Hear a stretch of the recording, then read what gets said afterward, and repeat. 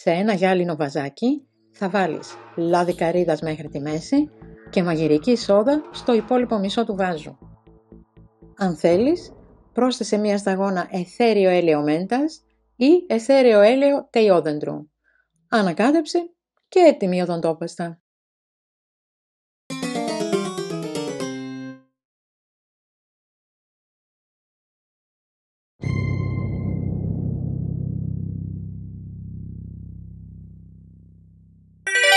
Αν αυτό το βίντεο σας άρεσε, χαρίστε του ένα like, διαδώστε το αν δεν σας κάνει κόπο και κάντε εγγραφή στο κανάλι Mea Culpa. Αν θέλετε να δείτε κι άλλα κόλπα και χρήσιμες πληροφορίες σε διάφορα θέματα, επισκεφτείτε τον ιστότοπό μας που είναι το Mea Culpa. Εκεί σίγουρα θα βρείτε κάτι που σας ενδιαφέρει, αφού υπάρχουν ενότητες για την υγεία, το σπίτι, τον κήπο, τη μαγειρική, τα μαστορέματα, τη ζαχαροπλαστική, τη διακόσμηση, τις κατασκευές και πολλά άλλα.